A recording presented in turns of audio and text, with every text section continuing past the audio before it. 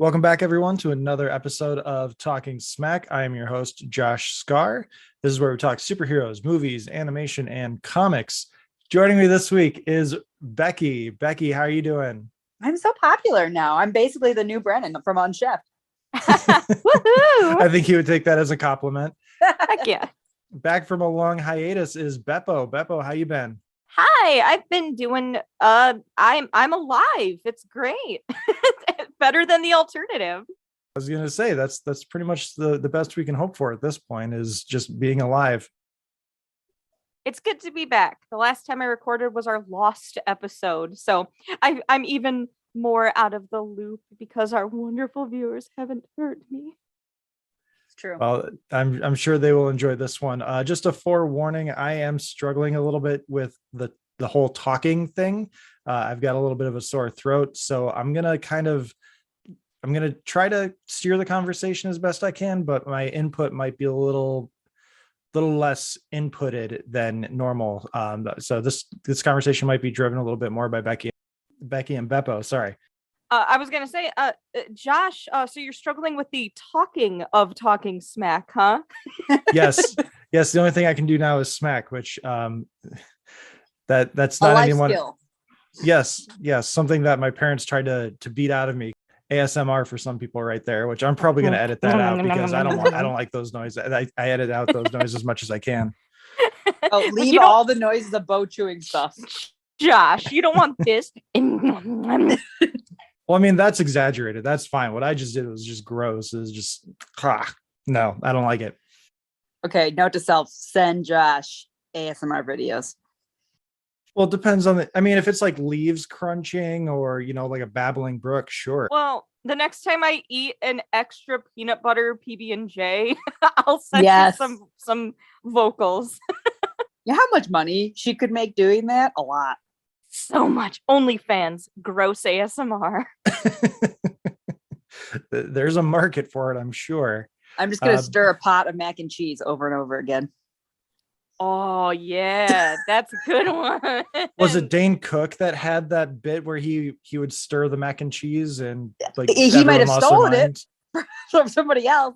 I think it was Joe Coy. I think that's his original.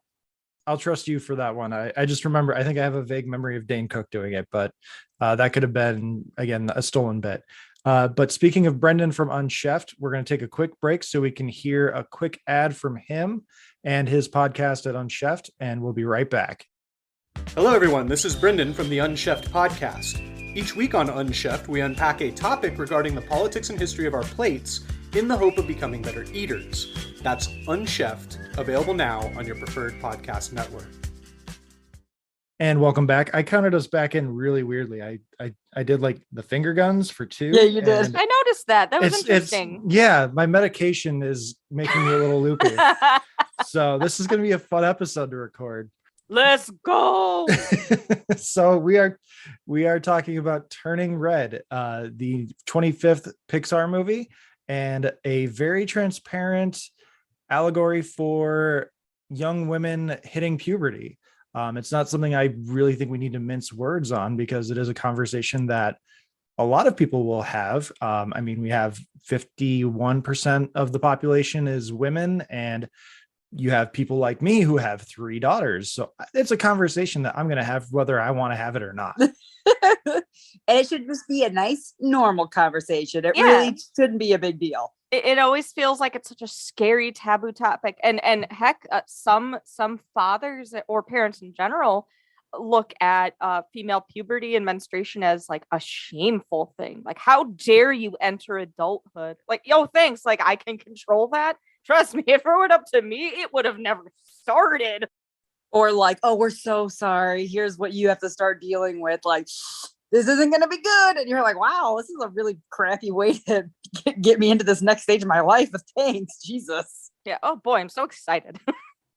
So what we normally do with our reviews is we do like non-spoilers, what we liked, what we didn't like.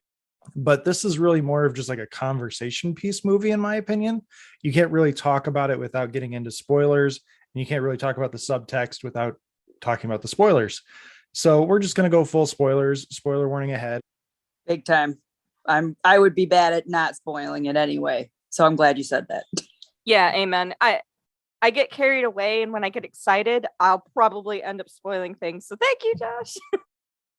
Yeah, I mean, I feel like we need it's been out for about a month at this point already, so it's not really a big deal to spoil it. There is some controversy surrounding it, but it's from people that clearly don't really know better, in my opinion, or they're extraordinarily sensitive and old fashioned, we'll say. Someone talked to someone that I know, and they're like, "Oh, I hope Josh and his kids haven't watched this yet. There's a swear and it's inappropriate." I'm just like, it's PG. How inappropriate is this really going to be? And so I did like a dad preview screening. And I think the only thing that really bothered me, because my kids are still like under 8 years old, is they say crap quite a few times. And that's something we're trying to keep away from the language right now. And other than that, I'm like, whatever. None of this is anything that isn't going to be coming up in the next like 6 years or so. Right. And the same people that complain about a movie like this, where, oh, it's a controversial subject because it's about female puberty, they'll find any tiny reason to also tack it on that it's inappropriate for children to watch, like that. Like, oh, they say swear words. I'm like, these are the same people that take their kids to go see even just the Marvel movies. How many Marvel movies nowadays are getting away with like close to an F-bomb? I know damn well I've heard damn and shit and bastard. I've heard those in Marvel movies. For you, I understand your children are still very young. You don't want them saying crap. They can wait till they're teenagers to say crap. You know what I mean? But you're not also complaining saying this is an inappropriate movie, and then yet also letting your daughters watch movies that just shout shit, damn, F this. Wait, why? Okay, why can't we say crap? Curious. It's a light swear. Yeah, for me and my family, it's more just I want my kids to have different words right now because they're mostly interacting with like teachers and just people that need to have more respectful ways of being spoken to, in my opinion. Yeah, I don't need them walking up to grandma and being like, "What is this crap? What is this?" Until they get to the age where they understand the difference of, hey, using maybe stronger the context word. of it. Exactly. Because I'm like, well, it's good to, well, the movie that we're about to talk about, it's good to be able to learn how to express that you're angry or unhappy with something, which is something a lot of kids are not taught how to do correctly. So that, but I'm like, yeah, I know it upsets other adults, but then I'm like, but they're just, how else do kids express that they're mad about something or that they don't like something? If you're always like, well, don't do that. Which is what I really like about that movie, is that that's the whole point, is her mom, a lot of the things that she's not happy with, she's not allowed to express, which happens to girls and kids, of course, but it's like they're not tiny humans. They have different rules than we do.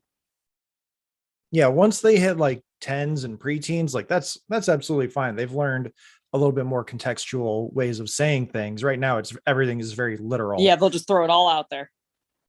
Exactly. So, I mean, I've heard kids dropping F-bombs at the park and all that sort of stuff. And at our time at the game store, we had kids that were, oh my gosh, I'm going on a little tangent here, but there was one kid that couldn't have been more than like 11 or 12. And he walked up to the counter like he was a dude ready to pick up a chick at the bar. Just like leaned up on the counter like, "Hey, can I get GTA?" You're 5. Fuck no. He's a Casanova already. Baby Casanova. Or at least he thinks he's a baby Casanova. Yeah, he's one of those kids that the parents had too long of a leash with, and he's just like, "Yeah, I'm an adult. I'm 11. I know what I'm doing. I can do whatever the fuck I want." Which is kind of like part of the moral lesson here, is that, yeah, you're 13, you're discovering who you are, but that doesn't mean you're an adult yet. My dog is a teenager right now, doing whatever he wants and not listening. Speaking of long leashes, he needs a longer leash, actually. That would make him happier. I get it. I see what shit's in there. Josh. I'm clever sometimes. Well, hell yeah. All right, guys. Let's grab this giant red panda by the ears and jump into it. Oh, I thought she was going to say tail. I got excited. Fuck! Also good. Let's do the metaphor and get on into the thing. That's what she said. Yeah. I wonder why they picked red panda. Do we know why? I didn't look anything up. Red pandas are fucking cute. I mean, they are. They're adorable, and they are native to Chinese, which Mei Mei has Chinese heritage. Yes. And I feel like the color red was probably appropriate given the messaging they're going for. I wonder if that's why, like not the blatant period stuff, but more like the anger stuff is what I got from all that. I could be wrong. I'm gonna double check it, but I'm pretty sure red pandas are like a symbol of kind of like a warrior or bravery or something too. I'll double check on it, but I know there's an actual symbolism. I thought about it, and I'm not a person who looks up like movie meanings unless I'm very interested in it. I like to just do what I think, and then that's kind of it. I don't need sometimes I'm like, I don't need any of the extra background stuff, but that one I was just curious about. In China, the red panda is a symbol of good luck, especially for newlyweds, and it is believed that the red panda is a master of true seeing and disguise. Interesting. Thanks, Google. Google, you're the best. Well, Josh mentioned it earlier before we started, but yes, I'm not a movie person. I prefer to watch TV shows. When I watch movies, I get very confused and I feel like I don't understand what's happening. Everything's too fast and I miss all the context. I don't know if it's just my brain or what, but that movies like make me anxious, even children's movies, because things happen. And I was like, what? Like when I watched Encanto, I was like, I don't like any of these people. I'm supposed to like them. Like everything happens so fast that my brain's not ready. But I was texting him like 20 minutes into this movie, like, why is this one of the best instant classics that Pixar has made? Like, I loved it so much, and I wasn't even finished with it. And I was already telling Josh how obsessed I was. One thing I absolutely love about it, I'm actually a big fan of the art style. It was so much fun to see them do something very different than what they normally do. For one, it totally reminded me of Wallace and Gromit, especially with the big teeth and the mouth movements. Yes. But also, just last year, the year before, not Miyazaki, I'm sorry, Studio Ghibli, did their very first completely 3D animated movie, not movie. And oh god, what was it called? Was it called The Witch in the Earwig or something? It really weird name, but the animation did not translate well. I thought it looked ugly. Oh, it's Earwig and the Witch, but you'd think something as classic and stylistic as Miyazaki and Studio Ghibli, it would look really cool, but to me it looked like trash. It was awkward. Since I saw the trailer, this was like, that's the 3D movie Studio Ghibli needed. This was the animation team they needed to capture that really charming. I almost want to say like it's kind of a family all friendly anime, because I know a lot of people who don't like anime art styles because they're very stylized. But with Miyazaki, it's like that perfect mash of anime and Disney come together as just this really cute storybook art. And that's kind of how I felt about Turning Red. I loved the art direction for it. Yeah, it was super, like, just bright, colorful, cute, but different. Not what you're used to, like, expected to see. It went with one of my favorite things, and it's actually from Matt Groening.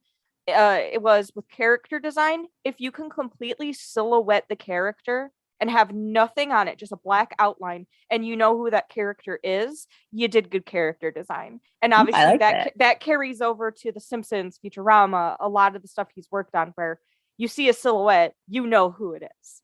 And that's kind of how I felt about this movie, is everyone had their own special silhouettes. Every head shape was different.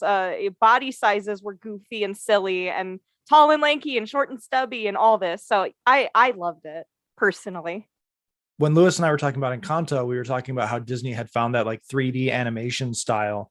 And I feel like Pixar's kind of done that with Turning Red and Luca. They both kind of have that Wallace and Gromit, not quite claymation look, but it's very similar in the art style and the mouths and everything. It kind of looks like the Peanuts movie from like 2015, I think, or 2016, where again, it it blends itself really well with the art style, and it doesn't quite look like claymation, doesn't quite look like CG animation. It's a really nice blend of the two. And I'm wondering if that's going to be a running thing with Pixar going forward, because with Luca and with Turning Red, they are very similar, if not the same art style. I would 100% be cool with that, because I like the idea of every movie having their own distinct feel. Because like, and you could do that. You can have an animation studio that has their distinct look or their distinct kind of animation style, but to have every movie feel like it's its own little special thing with its different character designs and stuff like that. And yeah, I would be 100% cool if they continue with this. Their next movie doesn't have to look a thing like the characters from Turning Red, but if it still has that charm of a whole new character design and like you're in a whole new world, be it fantasy or Ontario, Canada. I mean, that's a fantasy for a lot of us right now. Yeah, right. I know. One of the people I follow on Twitter, a guy named Ben from Canada, he lives in the UK now, but he grew up in Canada. He kind of poked fun at the controversy around this movie, saying, "Oh, this movie is about people who lived on the outskirts of Toronto. I can't relate to this. I grew up in Toronto." Yeah. Oh, how dare they? Ugh. Hashtag So unrelatable. So unrelatable. Can't even. It's like, wait, you related to any setting and any what? It's not the tri-state area in America, so it's very confusing. Apparently, can't relate.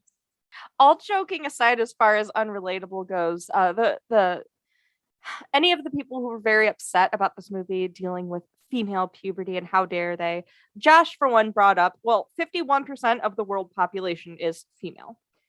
So straight, even if you just split it 50-50, half of the people on this planet go through female puberty. We go through menstruation. We go through things like that. But the thing that was really charming about this movie was it had more blatant, obvious references to it. So of course, the morning she wakes up and she's a red panda, and her mom's like, "Oh shit, it's time. She's on her period," and she rushes and she's like, I have ibuprofen, I have pads, I have tampons, we got fucking instruction books. I got you, girl. So you have the obvious stuff. You have the less obvious things. I was watching this with my best friend, and one of the things that she pointed out that I didn't even catch was so after she starts turning into the panda and her parents explain to her about the family curse, they put her in a separate bedroom where there's no furniture, there's nothing. It's literally just a mattress on the floor with some blankets and pillows. And of course, in the context of the movie, that's for her to, if she turns into the panda, she doesn't break stuff like she did when she panicked earlier. But my friend, I can't remember the exact wording, but it was something like that. Like, okay, we got you a mattress and fresh sheets. And they go, and I think they said something like, just in case any accidents happen and you turn in the middle of the night. As soon as she said that, she's like, "Oh, I get it." And I look, I'm like, "What?" She's like, "In case you have any accidents, the clean sheets. It's like when you first get your period. And again, unfortunately, some nights it starts overnight. You wake up in the morning and, oh, well, there's blood on my bed sheet now. Great. I just ruined that." And it was just kind of charming to see something like that referenced, but also have it be a little bit more subtle. It wasn't in your face. But also, you could take it in the context of, hey, so no accidents happen overnight. You turn into a panda and you break your bed frame again, So it's one of those things where it can be relatable if you look for it. It's not offensively in your face. So it's not like a little boy will go into the theater and how dare they? I can't relate. Everyone can relate to puberty, but puberty is different dependent on your gender. And in the sense of just cis male, cis female, in the case of this, not to exclude, of course, trans puberties and gender fluid and things like that. But as far as more of a cis female type puberty, like, you can find the clues that they're there. They're not so elitist that a little boy can watch this movie and not connect with it. How many male puberty movies are there out there that, I didn't go through that kind of stuff, but I can sure as hell relate. Or on the other side, when I watched it, I'm like, I don't care if like I don't care if a boy can't relate to it. Then okay, that's one thing you can't relate to. Exactly. There are a ton of other movies specifically written for you. Like I think I understand like inclusivity and all that kind of stuff, and it's important, but at the same time, I don't. Yeah, it shouldn't matter. And also, I know it was like a trend for a little while, like when girls would like mention things that are totally true about periods to like their guy friends, and then the guys would be like, wait, what? Whoa, wow, that's crazy. And I'm like, that's embarrassing. Like they should know. They shouldn't be living like if you're a cis male and you're planning on dating and it's gonna be like, male and female, you should know what's going on. It shouldn't be like a big mystery. You know what? You take care of that. I'm not gonna learn anything about it. Yeah. Catch you on the flip side. Yeah. And it's not the movie itself, it's not a movie about periods. And I think that's like what people get like stuck on. And then like, they're like, that's it. It's still just, it's a group of friends. Like if you were to just watch it and like sit down and watch it, it's a movie about, it's a group of friends and then they do a thing. They just want to go to a concert. That's all it is. Coming of age. Coming of age. I watched it with my best friend and we were cackling at so many things because we're like, we did that. But take out the boy bands and put in anime convention. And that's almost exactly how like my first anime convention with a group of friends went. Cause I was 15 and I'm just like, I want to do this. I'm an adult now, mom and dad. Now there was like a few things. I did not have this childhood.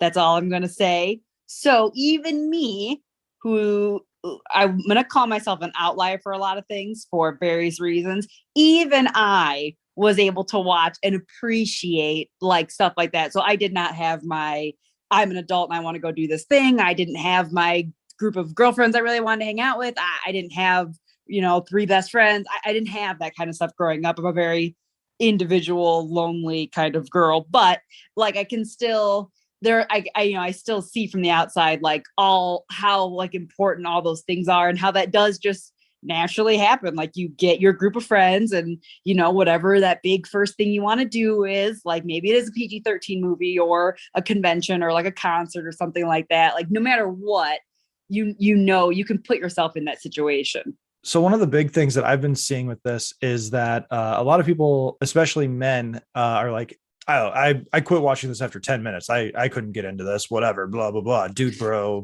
got to go lift some weights. Hey, shave my chest, but like I didn't necessarily relate to anything. Like, yeah, it's a coming of age story and all that sort of stuff, but it was still fun. Like, I don't think that 10, 11, even 15-year-old Josh would have hated this movie. I really don't get it. It's just people that are uncomfortable with talking about this sort of stuff and they're just too whatever to really just dive into the conversation. And even then, like both of you have said, it's not extraordinarily overt. It's nowhere near as overt as I thought it would be. I do want to say that if there is someone that I related to, it probably was Tyler, not necessarily because I was like the bully, but because I was secretly at that age, I was secretly like, I like NSYNC, I like Backstreet Boys. All right, you're in our gal group now, Josh. I mean, Becky, you were at our wedding. We did a whole routine to bye bye bye. Yes, I've done the bye bye bye dance several times on many occasions. Why did I not meet you until after this happened? I feel like I missed out. You got to blame Lewis. It's all Lewis's fault. Goddamn it. There are so many little things in this movie that I really enjoyed. Like the first time Mei Mei turns into the panda and she runs into the bathroom, there's that one girl that just kind of like walks out of the stall. And there's just this little thing that you're not even looking for it. But as I was watching it, you see she's got the diabetic thing on her arm. Wow. I forget what it's called, but it's the smallest thing ever. My fiance is a type 1 diabetic, so I know what you're talking about. It's like it's an insulin pump that actually attaches to your body and you can regulate how much insulin goes into it. That's like for the people who have really good health care. I'm just saying. Well, they're in Canada, so they've got good healthcare. Right. Yeah. So that makes sense. You don't see that shit in American TV. We can't afford it. It's a little thing that you wouldn't notice, but a little kid that has that. There's a little girl in my one of my daughter's classes. She has one of those, and I'm sure she saw that immediately and was like, "I have that. Oh my god!" Which is the best. Right.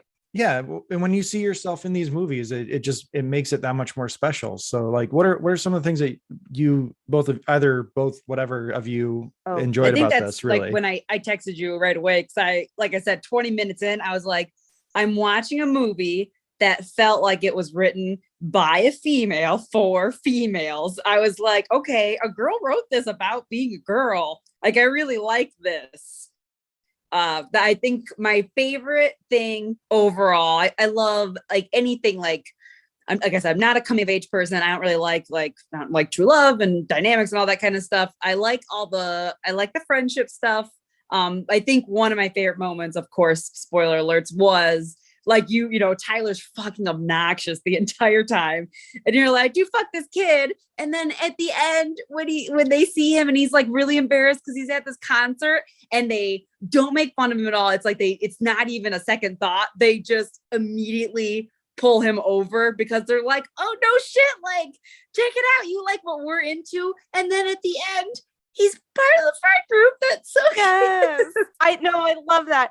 He has such a good little arc. It wasn't like, when she jumps on him when she's like super angry as the panda, it's not the bully was being like a fucking brat, and so he got his comeuppance, like he's gonna get beat up by whatever. Like, no, it was that he had something that they could relate to, common that ground. he just didn't he just didn't know how to express that. Obviously he was acting out of insecurity, as bullies do. Like, we know that now, as cliche as it is. Things are only cliche because they're 100% correct. So at the end, when he isn't part of that friend group, you just also have to assume like his personality is probably different.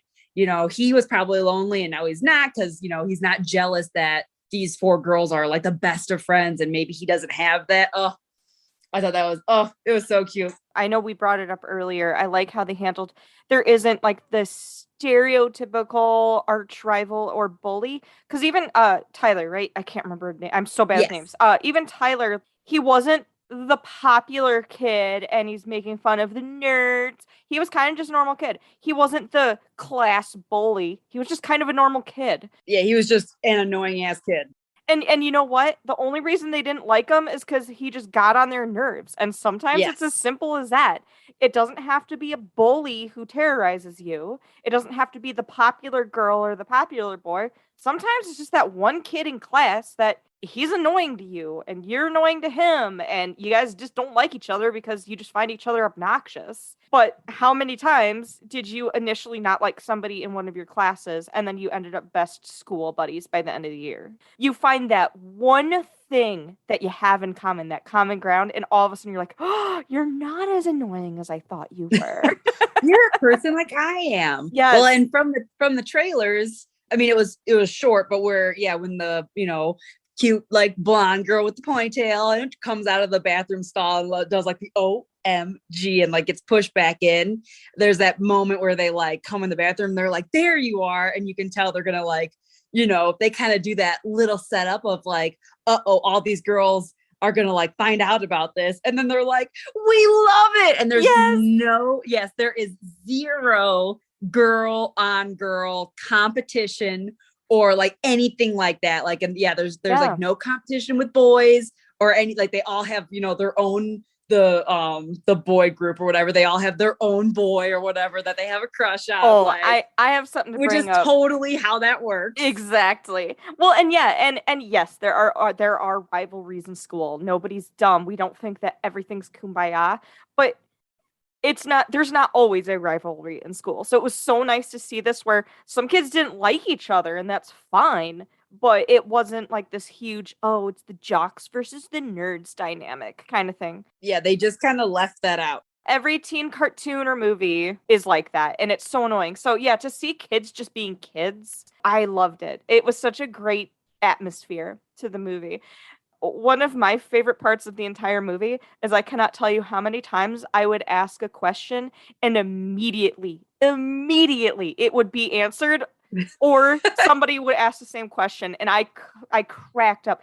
I kid you not, the part where she's talking to her mom about attending the Four Town concert and she does that little presentation slideshow thing. I said, why is it called Four Town if there's 5 boys? The instant I finished that sentence, the mom goes, why are there 4 boys if it's called Five Town? Or sorry, why is it Four Town if there's 5 boys? She said the exact same thing, word for word I did. And my friend and I almost fell off the couch laughing. And it was the same thing for everything. I can't remember any specific examples. I specifically wrote that down during the movie because I was like, I have to bring that up to Josh. I want to talk about this. I caught that the second time I watched it. I was thinking the same thing. It was literally, I want to say there was at least 3, maybe 4 times in the movie where I would say, well, wait, what are they going to do now? And they're like, oh God. Or no, I would be like, oh, you know what I would do to get out of the situation or do this? I'd do X, Y, Z. They're like, shit, we got to do X, Y, Z. So it made it even more relatable with me and my bestie because not only did we see ourselves in the situation as far as growing up as these kind of nerdy kids into, again, replace boy bands for anime and manga, but the girls have the same kind of vibe. But replace that, and not only was it super adorable and relatable because it reminded us of that same stuff that we did as adults. Sketchbook, anyone? I can't tell you how many sketchbooks I hid that had pictures of me and Inuyasha making out. So the instant she crawled under her bed and started drawing mermaid pictures of that convenience store guy, I was dead. But that was kind of the best thing is I was like, oh God, that brought up such embarrassing memories. But I'm in my 30s now, and these embarrassing memories are almost charming now that I'm past those. So to see these girls do the same embarrassing shit that I did when I was that age, oh my God, this is easily the most relatable I have seen a movie to my personal life. It's incredible.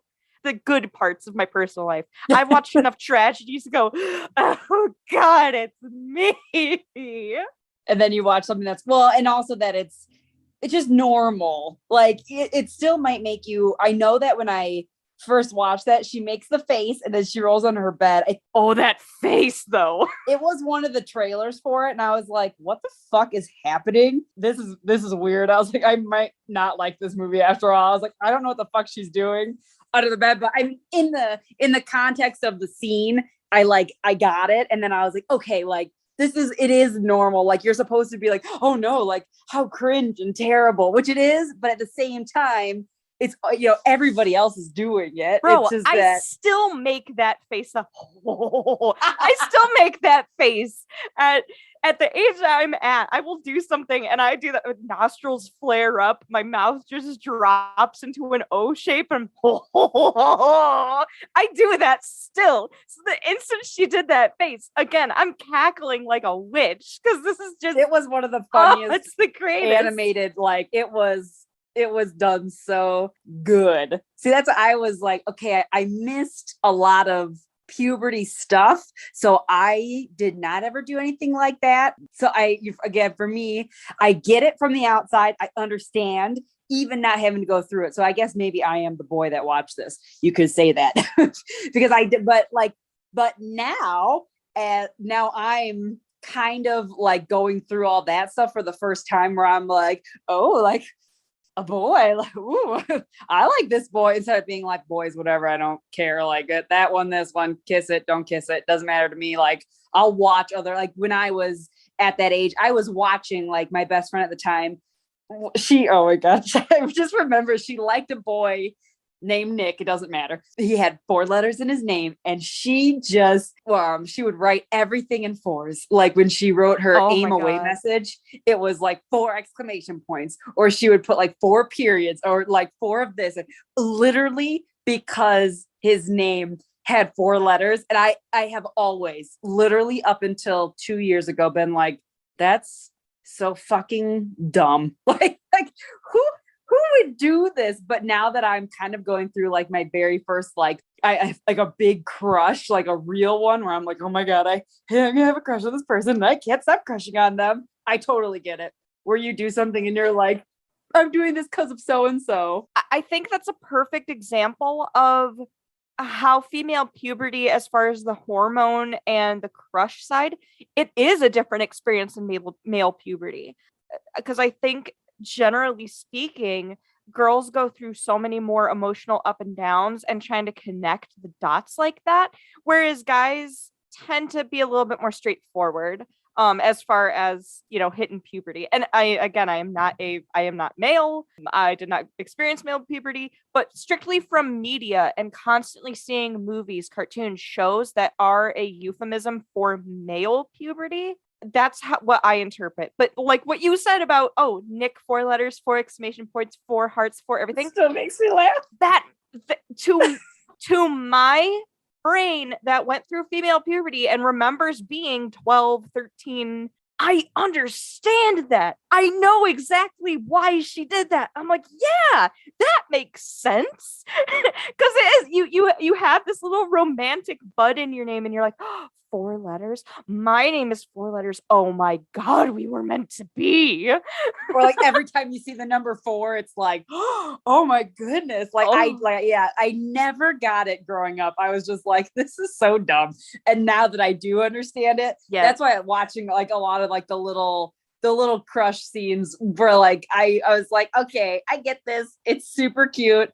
And it's totally like, I have a little sister who's 16 now. Now I know she's just basically doing like all the same things, like so-and-so is cute. And, or like, well, now that guy's over with and now this guy's cute. Like all the things that like she goes through now, I can like see that in this movie with, you know, probably the same thing where Amen. It's not, you're like, it's so cringy, but I totally understand why you're doing this. You just can't help it. It just happens. Generally speaking, when you watch coming of age or even teenage movies, most of us don't have that one embarrassing thing that the entire school sees. That's always the catalyst, right? One thing happens and the entire school's laughing at you. Yes, that can happen. But every time there is a major turn in a movie with teenagers, it's something like that. It's always got to be big. But you know what? Sometimes the worst fucking thing that can happen to you is your mom finding your notebook of scandalous drawings, aka of your crush as a merman, or you guys kissing in an anime art style. Like that right there, that's world ending. I cannot tell you how many times I accidentally turned in homework and forgot to erase my doodles of like a shirtless like anime character or me and them kissing. Literally nothing dirty. I wasn't drawing R-rated porn stuff. I was drawing snuggle pictures. But oh my God, if my mom or dad or teacher saw that, I felt like my whole world was going to die. So that entire scene where she finds a drawing and marches to the convenience store, and the fact that the guy in the store, he was what, 20 or something? So like a younger... He was 17. 17. So yeah, he was an older teen. And he is not good looking, generally speaking. These girls are swooning, and he's just kind of this also post-pubescent weird kid, and he's just kind of a mouth breather, but they're like, oh, he's so... When I was in 5th grade, my dad made fun of me because I had a crush on a new boy every 2 weeks. So seeing that reminded me of younger me before puberty, but like right at that start where you're starting to get crushes again. And I'm like, oh God, every 2 weeks on the dot, I would have a new crush on a boy in my class. So that, because she's like, well, he's not cute at all. Then all of a sudden, maybe he is cute. That cracked me up. I really did love this. That was, if I have one complaint about the entire movie, it would be how like the rest of that scene unfolded, and then they don't address it again. And I was uncomfortable on behalf of said 17-year-old boy, because I know it was supposed to be the catalyst of embarrassing thing that happens. Tyler's there, all these other people are there, so that the mom, you know, not only sees the drawings and like she doesn't address it with her daughter, which is, you know, obviously what your parent should do in a beautiful ideal world. That's where you sit down and like talk about it, or be like, hey, you know what, like this is fine, this is normal, like whatever. It's that she she puts the blame on this older boy, and the words that she's using in that particular scene and like the emotions that are there, that she as the mom assumes her young daughter, who's, you know, still a child, that she says couldn't possibly be doing this of her own accord, that this man, this male who's older, has somehow corrupted her child, has touched her child, has done something inappropriate to her child, was actually absolutely unacceptable to me as far as watching that part of the movie. They don't address it, and I did not like that. That's definitely a perpetuation of like, I don't even know. Like, I don't want to say like the idea of rape culture, but that scene was kind of heavy with that. And I did not like it. It left a bad taste in my mouth. It should have been done differently. I can understand where you're coming from, and I think it might just be a different world perspective. Again, not that you're wrong. I didn't initially get that feeling because I see what it was for. It's a from the very beginning, you see that she's very close to her family, and her mother is clearly the matriarch, very clearly. But it kind of goes with the theme because even after the birthday party and things go wrong, the first person she blames are her group of friends. But one thing I noticed, she's not blaming all of the kids. She's only blaming the one girl. So Yes. And unfortunately, not that I was a saint as a child, but I never got into a bad crowd. Like I was never a early drinker or drugs kid. I never smoked. I never did any of that stuff. I was a nerdy kid who liked anime. So I was pretty harmless. But I had this one friend growing up all the time where she just saw me as the enemy. No matter what. I was the bad influence, even though we literally did nothing wrong. The worst thing we ever did was skip out on confirmation one day to go to one of the abandoned rooms in church and play a game. That was the worst thing we ever did. And it wasn't even, oh, we're playing a game with boys. We were playing, like, catch the ball. That's, like, all we did. We're, like, 12. I think that's just catch. And I think ever it's just since catch. then, yeah, ever since then, that one friend's mom just hated my guts because I was a bad influence on her perfect child. So for me, I didn't interpret the scene like that only because I saw that and I knew that mom. And I felt the pain that, oh, I can't remember what her name was. It Bridget or something? The redheaded girl, the girl with the braces and the green. Wasn't it Miranda? No, I don't remember. Yeah, Josh, get it really quick. Pull up everybody's list. You know, it's like how Priya's the easiest name to remember. Priya, I believe the short stubby girl was Abigail. Miriam. It was Miriam. Miriam, thank you.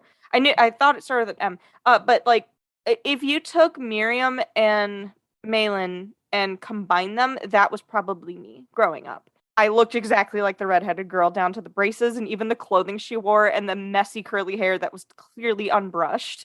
But take the personality of those two and mesh them, and that was me. So that the moment where things go wrong at the birthday party and the mom comes up and basically just starts berating not only the group of friends, but specifically that one. I'm pretty sure one of the lines was even like, I knew you were no good from the start. I heard that from a friend's mom, a good friend, and it crushes you. So for me, that was a catalyst of showing that not only is her mom clearly overwhelming and bossy and she takes charge of things, but not only does she not think her daughter's capable of doing anything bad or out of line, but she specifically blames everyone else instead of her daughter because her daughter is perfect in her eyes. See, I thought they could do that because I liked that at the party where she blames Miriam, and she does that where she's like, I like your friends, but I don't like that Miriam girl or whatever. So in my head, when I was watching it, I was like, take away the, you know, her confronting the 17-year-old and put another, like have the mom have another issue with Miriam in there instead of the boy. That's like why I understand the reason for it, but I think it just could have been done in a better way. It was a very throwaway thing. What did you do to, like, did you touch my child? That's the part that, yeah, I just didn't understand. I mean, I'm still thinking about it. It upset me. I really didn't like that. Oh, but I I'm sorry. understand the blaming. I understand the blaming of Miriam, and I actually think that was really good also because out of this very diverse group of friends, technically Miriam is like, she's the white one of the group. But I don't know if that was a thing, but I noticed, I was like, she said she likes the other two and very specifically doesn't like Miriam. And I was like, is it because she's the white one? Which would make sense. She would be the one that would have the bad, more like influence that keeps her away from what her mom probably thinks is more traditional family values. Whereas the other two probably have a lot, their family dynamic is probably a lot different and more quote unquote acceptable to the mom. Yeah, no, there was so many parts in this movie that made me laugh, but I will say, I want to add on that I am not the type of person that cries when I watch movies. I might get a little sniffly or even a frog in my throat, but I don't tend to bawl when I watch shows or movies or anything like that. I was literally like weeping. Oh my God, just talking about it, I got choked up. At the end of this movie, when they're all inside of the Red Moon kind of dream area for to banish the red panda spirit, and she finds her mom as a teenage girl just weeping. That was really good. I did the same. I don't cry, and I did, but I did definitely get like the, oh no, like she's helping her mom. Well, and it was just the whole like, I will never be good enough in anyone's eyes. It wasn't even my mom won't accept me. Because especially if you come from any type of broken or overbearing family, sometimes you get to that age, that point where you're like, you know what, mom will never accept me or dad will never accept me. I don't even care anymore. But that mindset where you have childhood PTSD of no one will accept me, no one will love me. That's intergenerational trauma address.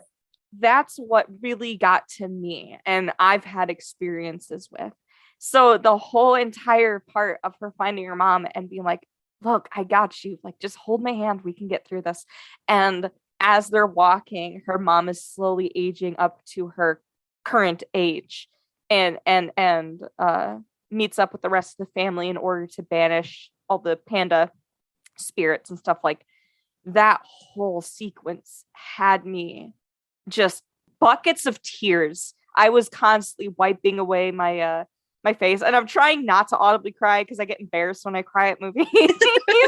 I don't normally cry, so I tease my fiance because he is way more emotional with movies than I am. And even if it's a good happy cry, like something happy happens, he'll have a little glimmer in his eyes and he's nodding, yeah, you go, character, I'm rooting for you. And it's adorable. I slightly tease him, as in a loving way, but I like that. I admire that about him. I'm the opposite. I will fight myself not to cry. The last time I cried at a movie was Avengers Infinity War. And I know that was a calculated cry. I know what you were doing, Marvel. I'm not dumb, but it made me cry. You did it on purpose. I know. I'm like, I know what they're doing, but you're still going to get a couple tears from me. And I like how they went. Yeah. When they go through, it could have they could have gone both ways with it. I was waiting to see if like all the aunties and the grandma and the mom would decide or would they decide to keep their panda and would it be a new precedent? Yes. Or would they all go back to where they were? And I did kind of like that they still let her be the first one to be like, no, I accept this, I'm gonna live with it. And like her mom, I was expecting like at any moment her mom to turn around and be like, no, like I can't do this. But it also worked the way they did it, where they all were like, okay, we're gonna go back through this, like we've done this is how we did it, we're not gonna change anything, but we're gonna accept your choice to like do it your way. I did like how they ended up with that. And the way I kind of interpret it, whether or not this makes any sense, this is literally just kind of off the cuff, straight from my heart, but I kind of saw it as a way of every other family member decided to banish the panda, and it kind of felt like to me that they couldn't own up to the trauma that they lived through, the emotional trauma that they've had, and that's kind of like their battle. And with the fact of May being the last one, and she accepts that burden of the panda, but accepts it as a part of her rather than casting it off and pretending it doesn't exist.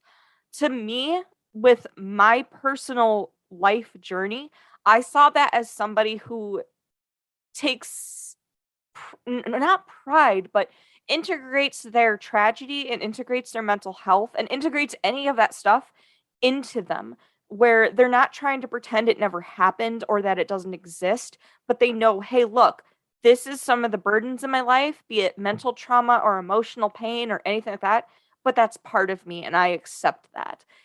Again, that could be a totally only me interpreting that way, but that was another reason why that scene really got to me, because it was just such a beautiful thing. I loved how this movie ended. I loved it. It was so good. And it had giant kaiju pandas.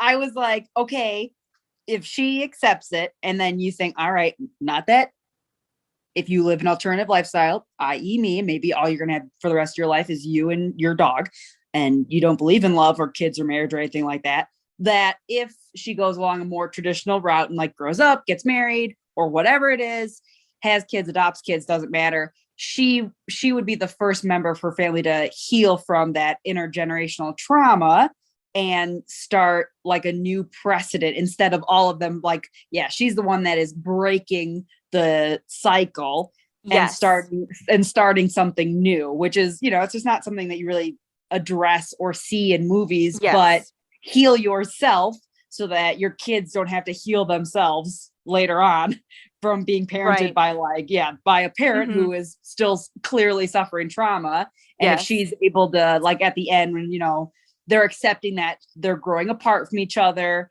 and like, my family and I don't have very close anything. I can go a month and then like I'll get a text message like, hey, are you alive? And you're like, yep. Do they have any idea what's going on in my life? Nope. They know I work at a gym. They might not even know what it's called. It's been like 6 years. It is just how we are. But I can see how like difficult, like in the movie, they make it that she has to, she can't be by her mom's side forever. But that because they go through this thing together, that they're going to be better in the long run than, like, let's say, her mom and the grandma, even though they have their healing moment. But obviously up until then, they were not on good terms. I was just about to bring that up. I'm actually still here. I know it's been a while. Sorry, Josh. This is great conversation. I don't mind not interjecting on any of this. I was just about to bring up the phone call. I think that was probably one of my favorite bits where Maymay's mom was talking about how she's going to take care of her and everything's going to be so great. And it's not going to be like what happened with her mom. And then the phone rings and the mom calls and she just immediately screams and hides like, I'm not here. Obviously she heard you. So you're going to have to take this phone call. One of the things that really stood out to me with this movie is that, yes, it is a little bit of a taste of nostalgia because it's early 2000s, it's boy bands, it's Tamagotchis, it's all these things. But if you set it in a modernish era and you have TikTok and Snapchat and all these other things, you kind of lose what makes the story for Maymay special, which is she kind of finds her place in her little nook of the world within her school. Because if she has TikTok, she becomes like a global sensation. Like, oh, is this a filter? Is this whatever? She's got hundreds of thousands of millions of views, but instead it's her and her like little cluster of 50 schoolmates, and it's her family. It's not a global thing. It is literally just a regional thing. And any influencer, not that I'm an influencer with our whole 30 to 40 listens per week, anyone who has that kind of influence, they still have their inner circle, they still have their community that they're in, and that is the part that really lets you know who you are. If she just went off on TikTok and the chive or whatever and became an internet sensation in a modernish era in the context of the story, it's not as impactful. Two things about the time oh my god, I was gonna say time of frame. What's the word I'm looking at? Era, yeah. The era that it takes place in, the time of frame. Yes. Two things. One, the people who are making movies now are people our age in their 30s and 40s who grew up in this period of time. They were 12, they were 15, they were 17 during the early 2000s. So just like we've had a bunch of people relying on 70s and 80s nostalgia up till now, now we're getting the early 2000s nostalgia because now our age group are the ones making movies. So that's one thing. And two, I agree with you, Josh. I think it's the perfect, absolute perfect year date range to set this movie in because of another thing. Typically speaking, I am not a Chinese American, nor do I have Asian descent, but typically speaking, especially in Asian cultures, tradition is a very, very, very important thing. And generally speaking, tradition means no technology. We rely on closer bonds with either just traditional non-technology related things or nature or anything like that. And 2002 was that perfect pocket of time where we were getting technology, but it was nowhere near as globally connected and as it is now. Sure, we had AOL, but we didn't have cell phones that could typically just pull up YouTube and we can watch videos all the time.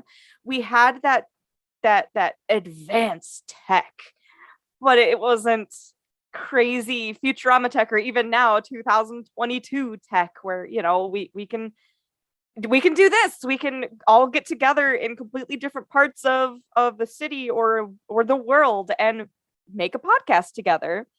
So not only did it have the context of, oh man, if a giant kaiju panda happened, it would be everywhere on TikTok or YouTube or everywhere.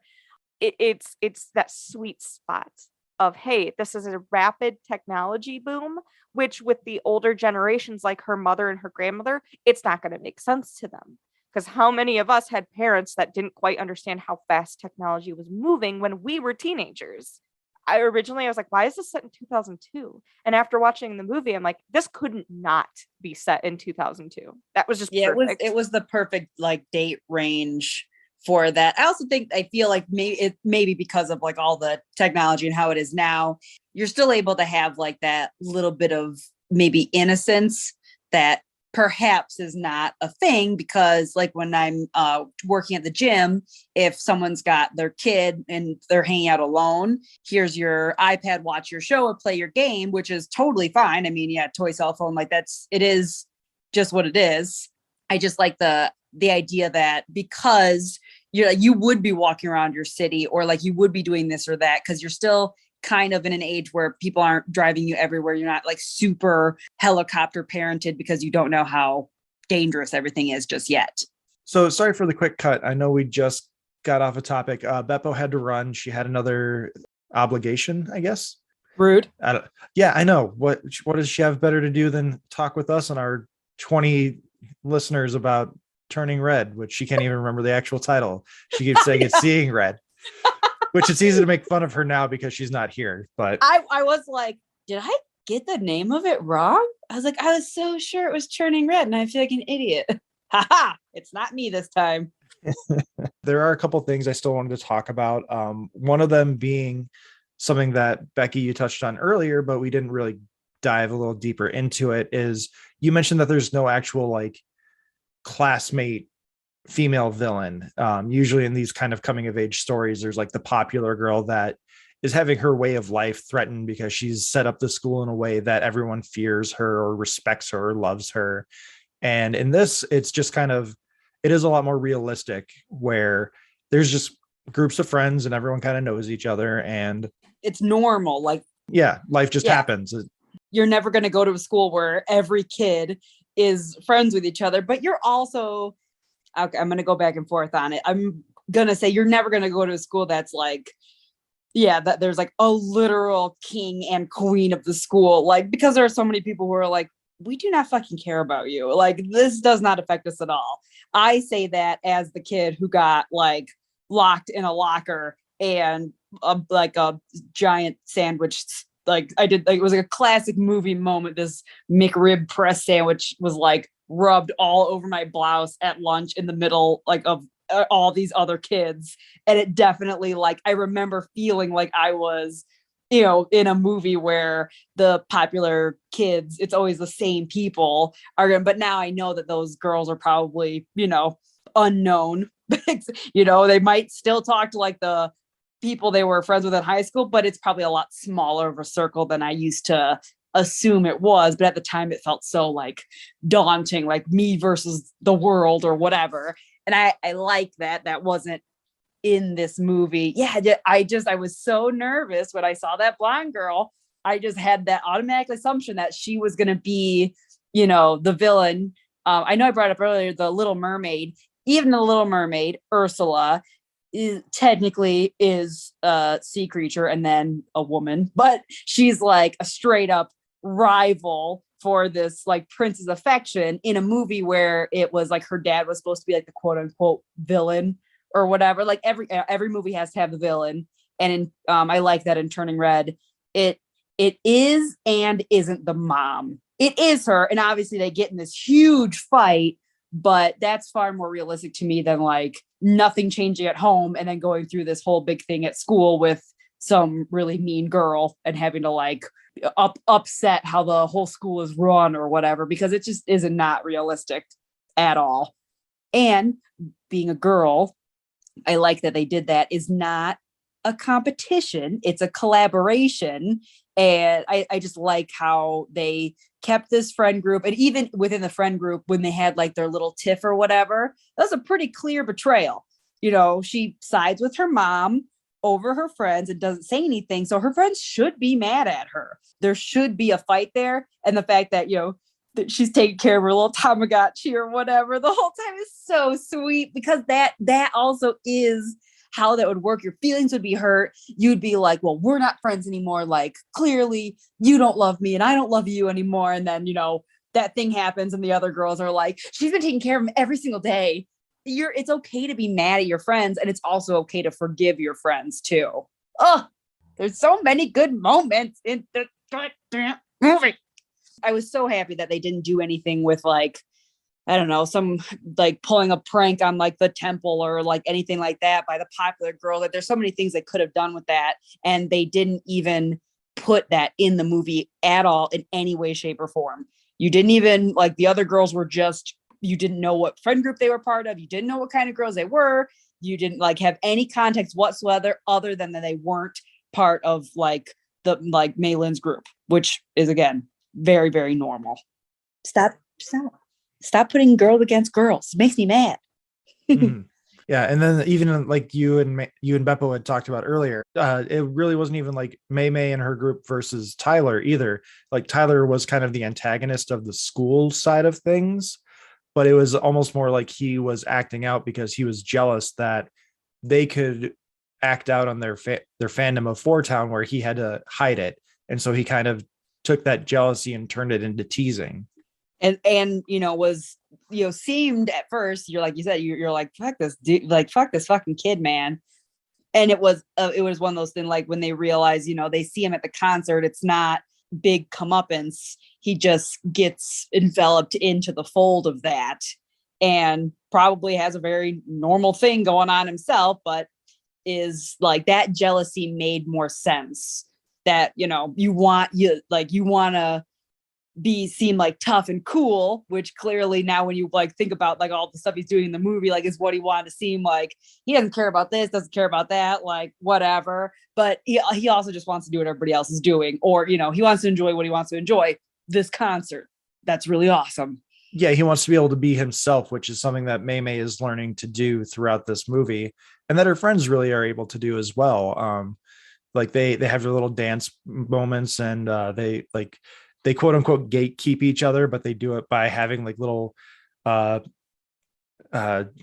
routines, and they have choreography and they sing their songs. And Tyler's just jealous that he can't be that way. He can't be that. He can't be a fan of Four Town because it's not what boys do. It's a boy band, so boys shouldn't like it, even though it seems pretty transparent that he's straight. They don't make any allusions that like, oh, only gay people and girls can like boy bands. Yeah. So like I really appreciated that, because like I somewhat jokingly mentioned earlier, like, yeah, I enjoyed NSYNC and the Backstreet Boys as a kid. Like, music is music, and yeah, it's all mass consumption music, but there's a talent that comes with making that music and being that well versed in singing the way that they do.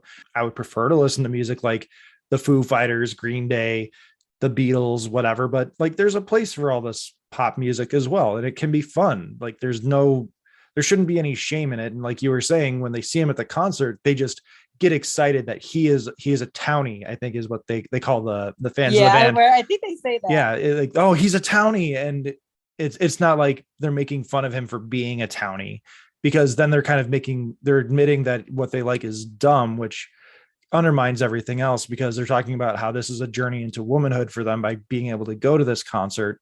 But if they're making fun of him and saying this is dumb, then that means their journey is dumb, and it undermines the entire story. Yeah, that's what happens. You see someone enjoying the thing that you're enjoying, and you should just be happy that you can share it with them.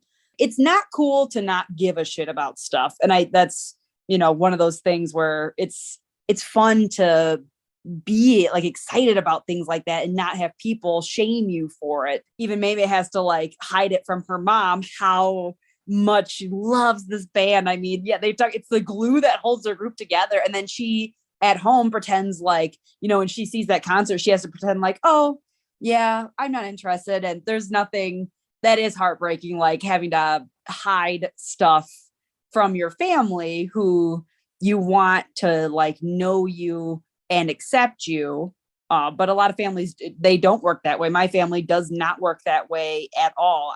They really, I don't want to say not care, but I can't sit down and talk to them about anything and like get excited, because it's always like, oh, there goes Bekkie, like talking too much, and oh, Bekkie never shuts up. And like, it is so unfortunate that if I am like really excited about something like this movie, I can't turn to them and be like, oh man, like Emily should watch this. I think it's really great. Like it's just not how they relate to me at all. So it is nice that I have this outlet to be able to do something like that, because it does suck being like, oh, I'm so excited about this thing, but I know if I start talking about it, someone's just going to tell me I'm annoying or that it's like not appropriate or whatever. So like, Tyler, I feel you, buddy. Lived my whole life like that. I'm a very exciting person, and I like to be excited about stuff. Not caring about stuff is not cool. It's actually very frustrating for me that like some of that stuff I didn't get. I was on the opposite spectrum, like I said, about the boy thing, where I was just like, I don't get this, but I'll pretend to do it because everybody else is doing it, because I want to be like everybody else. I want people to think I'm normal like them. Oh man, I just had it in my brain, the very specific thing that I wanted to say. Dang it. I totally, oh wait, you said NSYNC and the Backstreet Boys. That girl that I had been friends with, like, our parents are friends, so then we were friends, and then we were just kind of the same age, so it just happened to work out. It was one of those. I'll never forget when she had a NSYNC and Backstreet Boys like versus party, and like you had to pick your favorites, and I did not like the music. I didn't know their names. I didn't think any of them were cute. I didn't understand that. I was like, I was going through at that time. I was like, I do identify as straight, but at the time I was like, I don't do this. I don't have crushes. I don't get what's happening. I don't look at boys and think, ooh, like, look at those delts. I was like, I just see humans. I don't get this. So I was on the opposite side of the spectrum, where I felt super left out of all that kind of stuff, but I pretended to like pick my favorite or like be, team this or team that. Cause I just wanted to, it was exciting watching them all like, get all hyped up for these songs coming on, and like get like, tears in their eyes when they see their favorite character walk on stage. And you're like, what? I don't understand what's happening here. I loved all the excitement that was in the movie, like all the emotions. I think they did a really good job, where she also wasn't just a happy child or like just smart or just like a nerd, but she was a little bit of everything, as everybody is. Nobody's just a nerd. Nobody's just a jock. Everybody's complex.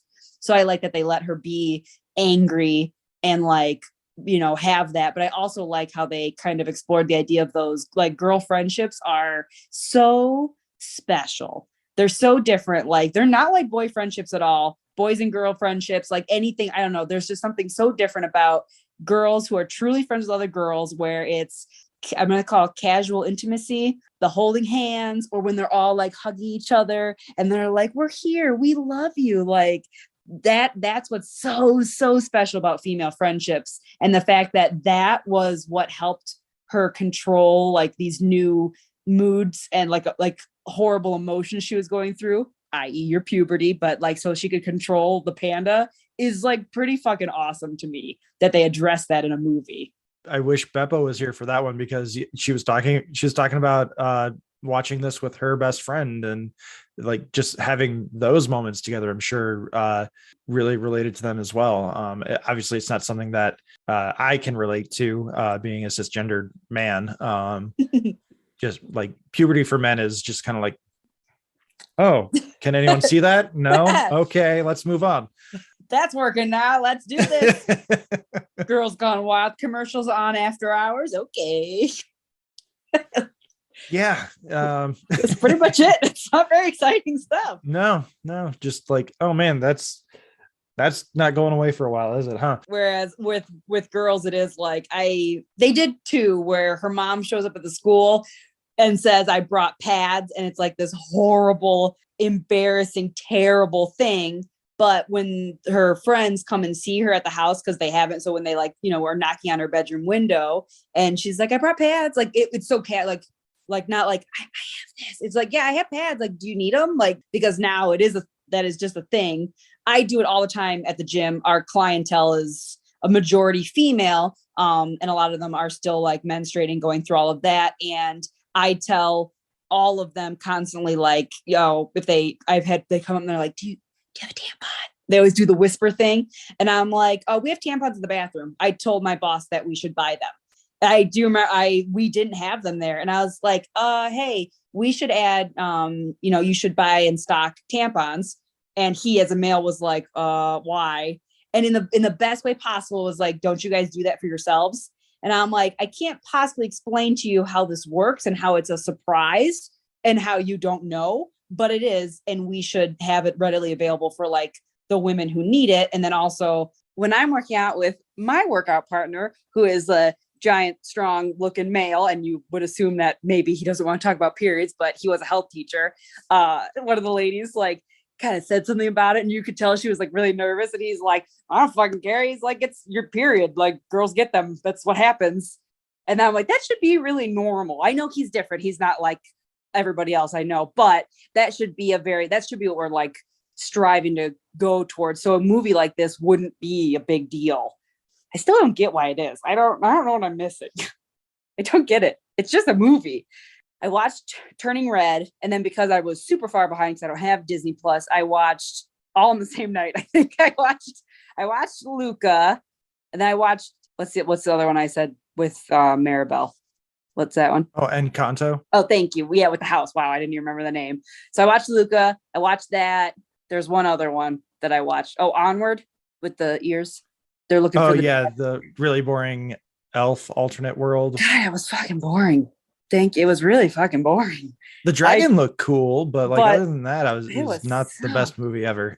It had a really cool concept. I don't know. It was really boring. But Luca was cute, but I was also kind of bored with it. And maybe it was because I watched just Turning Red first, and it was so good that I was kind of let down by these other, like, I don't know, all these other characters seemed kind of flat compared to that. It wasn't as exciting to me as like watching the Turning Red had been so good. It was so good. I'll never get over it. I mean, literally to text you about liking a movie and then to text you not even a few minutes later. I don't do that ever, but I did because I was just like, I need to tell somebody how much I'm enjoying this. This is crazy. Yeah, and to your point, I mean, not to like, I do not mean this as a humble brag or as like I'm better than other men kind of thing. Well, but you I grew clearly up with, are.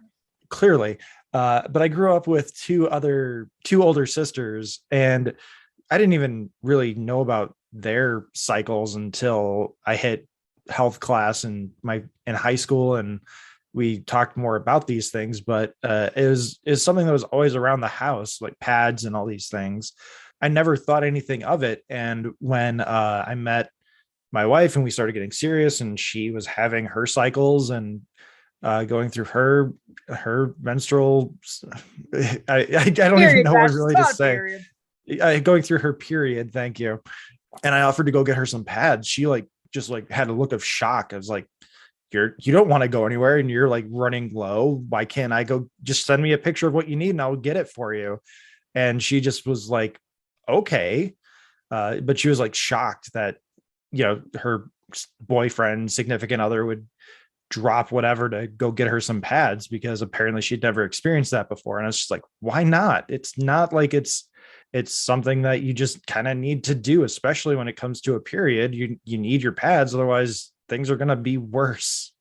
Yeah, it definitely, like, it, for us, we were like, it shouldn't be a thing.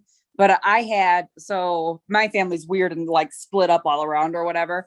So Emily's way younger than us, so we missed all that, and then they moved, so I didn't even know what's going on. We don't talk about it, so like my start of that was all really weird. I distinctly remember one day I had like my own bathroom kind of that got built in the basement. It was just next to my room, but it wasn't mine. Like, it would just happen to be the closest to me, so I used it the most.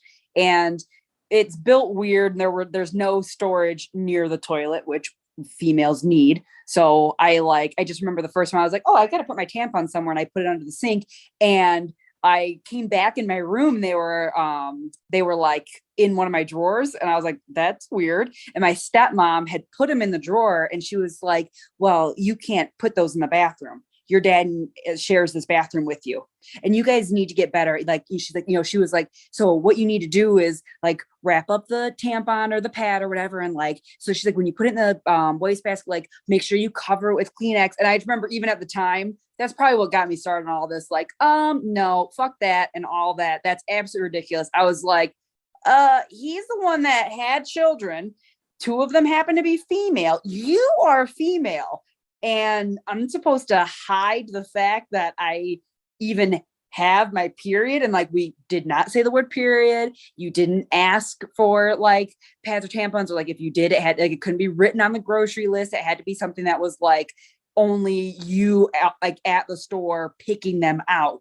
It was I had a very weird childhood. The older I get, the more I'm like, oh, I'm real fucked up. And everybody's real fucked up, but I'm like super real fucked up. So that made me so mad. So even watching a movie where the mom was like, I have this, I have this, I have this. I didn't have any of that growing up. A girl in my school gave me a tampon, and I had to figure out how to use it myself. So not everybody does have, even though it's like, ooh, like pads and tampons, weird. Like, not even girls don't have moms that necessarily are willing to teach them that. So it should just be one of those things that everybody learns about at the same time. I would like to learn about boy puberty. I mean, if there's any extra stuff that goes on, I'd like to know about it. I would have liked to learn about it as like scientific, not weird and shameful. Drives me crazy how shameful it is to be born female.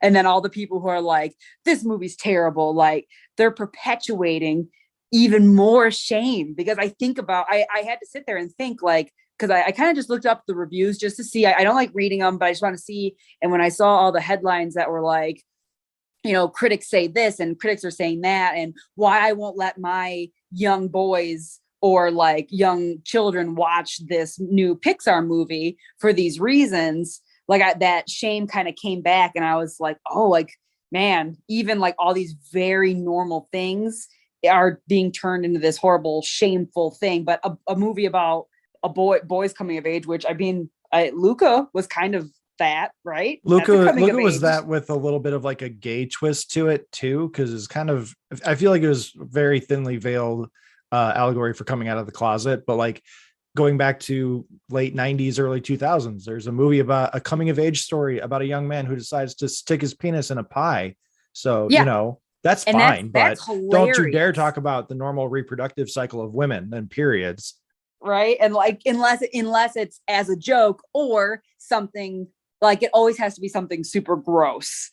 And again, like, oh, no normal girl would ever do that. But yeah, when people do things like something that seems casual, like reading a review or saying, well, I wouldn't let my kids watch this, like, you just have to be, you have to be careful about the shame that you perpetuate for being female in general. We're at a point now where people are like, oh, I can't do this anymore because we have to be politically correct. It's like, no, you were never able to say good morning, sweetheart to your secretary. She just couldn't fucking tell you that or she'd get fired. Like this isn't new. It's not all of a sudden. It's now we feel a little bit more like, oh, we're not going to lose our livelihood or get shot in the face outside of the parking lot later on if we disagree with someone. Like that's, yeah, I think I like movies like this. I want more of them so that it isn't like, yeah, we're not even spending any time talking about it because it shouldn't be a big deal.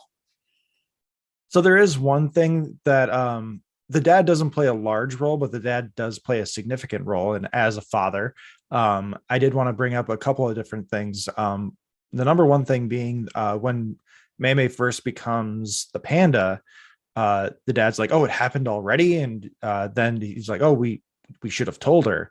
And that's when Mei Mei's like, wait, what? You knew this was going to happen to me?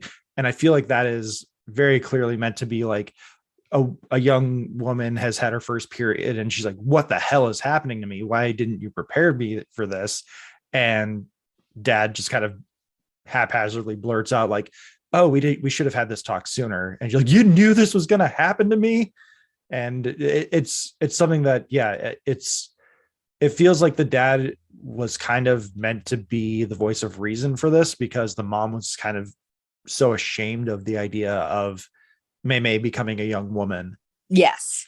Where even they did a little bit. I was actually, I'm all about the dad love. Like I really am. That's my kind of feminism, true equality, which is like dads are just as important of parents. And I hate and cannot stand like the bumbling idiot dad with the, capable, beautiful wife. That doesn't make any, like, that's not how that works. And that really undermines like what dads go through or have to go through. My dad got full custody of us, which is an unusual precedent. So even though my parents ended up co-parenting as long as I can remember, basically, but I know that that's really important. Like dads have that responsibility. So I was nervous that they were basically going to make him be like comedic relief and like the bumbling fool, because at the beginning when they think it's her period, he kind of like goes in the kitchen. He's like, I'm out.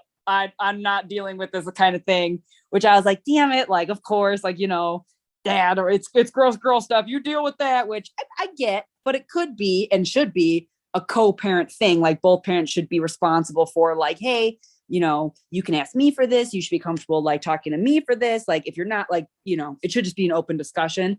But I did like that. Yeah. He's like, you should have told her like, when it came to the panda part of it, it's like he understands because he watched his wife go through it, but he doesn't understand enough because it's not his thing. He obviously never had to. So he's supporting like the idea of both of them. But I like at the end, the idea, like he sees that videotape. I like that they gave him that moment of the mom is seeing her daughter the way, as her daughter, and the dad gets to see her as a kid. Does that make sense? Like Definitely. Goofing off with her friends and being really silly and like, oh my gosh, even at that point, like she's using technology and they're like recording this and like, look how funny she's being with her friends when she's not around us. Like they're not doing anything bad. They're just like, they're being these fun, goofy kids. And he's seeing like how well, she's doing, like going to the panda, not being the panda, like, I guess how she's dealing with this new thing in her life, where his only experience before was when he mentions like how big and angry her mom was. And then we see that you're like, holy shit. He's like, I said she was big. So he kind of gets like this positive outside view of his daughter just getting to be like a little person, which I would think that that's probably like a really good part of parenting, is when you start to see your kids as their own people instead of just your kids.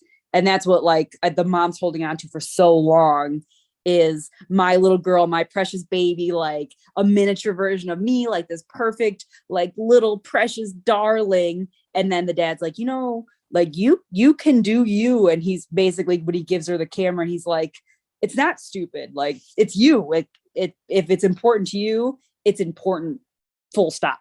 that was a good moment for him. It was a very good dad moment, and it's just really, it was really refreshing to see that he wasn't making a big deal out of it either, and he wasn't given that like bumbling dad kind of moment. The one thing I do want to throw out there is, if anyone did really enjoy like the Chinese influences and the culture and all that stuff, some of the stuff that was in the movie really reminded me of I think it was 2020. It came out, a movie on Netflix called Over the Moon. It's set in China, and it's really heavily influenced by Chinese lore. It's also a musical. There's some really great music in it. And Philippa Sue, who's in Hamilton, plays one of the characters in there, and she has a few really good musical numbers. It's just really good. And again, the Chinese influences are really, really fun. So I recommend that movie as well as Turning Red. They're very different movies. They're both coming of age stories, but they're again, very different. Yeah. So we're going to wrap it up there. We're going to splice in Beppo's social media plugs here. Yeah, and as always, it's an absolute pleasure to record with you guys. As far as my social medias go, you could follow me mostly on Twitter. I'm Beppo, Bepbo. Yeah, pretty simple. I do have a TikTok under Beppo Art, but I hardly ever use it because I'm a boomer. Oh yeah, I'm also Beppo on Instagram, but again, I very rarely ever post. So just follow me on Twitter. That's all you need.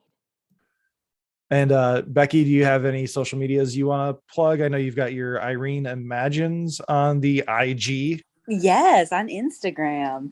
I mean, I have my other Instagram, my personal Instagram. If you want to see really cute pictures of my dog, who is the best, it's Beck's Roman Fitness on Instagram. And you can follow me at Josh_Scar. You can follow the podcast at Talking Smack Pod. You can email us at tsmackpod@gmail.com. And please like, rate, review, subscribe, all that fun stuff that lets us know you're listening and that you enjoy what we're doing. I personally don't even care if you give us 1 star, 3 stars. I want feedback. That's the main thing I want. And that's what the review system is supposed to be for. We're on Apple, Spotify, Good Pods, Podchaser, and a few others. You guys, Josh is in his element. I can't tell you. I worked with him and I've known Josh for a really long time. He likes what he's doing. He's clearly having fun. I mean, I like being invited to the podcast, even though I feel like I'm really terrible at it and my voice is the worst and I never shut the fuck up about anything. But if you could see how well he, like, all the stuff that goes on behind the scenes, it really isn't just sitting down and recording and then being done with it. It's the editing, coming up with topics, like he's trying to schedule us all out. Letting me have access to things like Disney Plus, even to watch a movie, like, so that we know what we're talking about. When you're listening to podcasts, there's lots of passion and work that goes on behind it. And when you start out, things aren't going to be great. And he just wants to get better and he wants to know what you guys want. But I'm very, very, very, very, very, very, very proud every time that you update us, Josh, in the group. I am so super excited when my friends do things. And I think making little things like this, like little passion projects, just good. It's good stuff. So please give little reviews, positive, negative, just be honest. And we use it. Josh reads everything. He goes through and he always comes through with everything. If you guys say you really hate something, he's going to fix it. That's it. Unless it's just some kind of bullshit where you're like, ugh. Rebecca's voice is super annoying. Fuck you. Exactly. Or, they talk too much politics in the Falcon and the Winter Soldier episode. Like, that's the point of the fucking show, man. I know. Get over yourself. You missed the point. I don't like politics in my comics. I'm going to go read Captain America now. That is politic free, guaranteed. So yeah, feedback is appreciated, and Rebecca's making me blush with all this stuff. You're good at this. No, you're good. Whatever. I'm so proud of you. Whatever. Be proud of your friend. Sorry, okay, I'm done. I'm proud. Josh has 3 kids. He thought I met Josh when he thought he was never going to get married and that no girl was ever going to look at him twice. I knew Josh when he met Erica, and there's a whole incident with a rose that was really embarrassing for everybody at the time. But now it's that was not embarrassing for me. Thank you very much. It was for everybody else. Secondhand embarrassment. It was like watching an episode of The Office, like Scott's Tots. It was that kind. I'm kidding. And now and his kids thought I was really fucking cool for some reason. I'm like, man, he's got a whole life. Josh is a cool guy. Proud of you, man. Blush. So I appreciate you being on, Becky, and I am very proud of you as well. I've seen you grow up from an awkward 16-year-old girl, and now you're an awkward almost 30-year-old woman. Yay! So nose piercings and I got a new couch tattoos. cover today. So Oh my that's goodness. exciting. And it's not plastic, so you're not fully old yet. It's textured. I'm sorry, I keep getting distracted by your Brack painting in the background too. Oh, I painted that. Can you see it? Yeah, I've been looking at it. I've been wondering if you painted it or if you bought it, but Nope, I very painted cool all these. very cool. He's pretty awesome. You should get a Twitter so you can put it up and we can tweet it out on Talking Smack. Fine, I'll think about it. That's all I ask. Thank you again, everyone, for listening, and take care.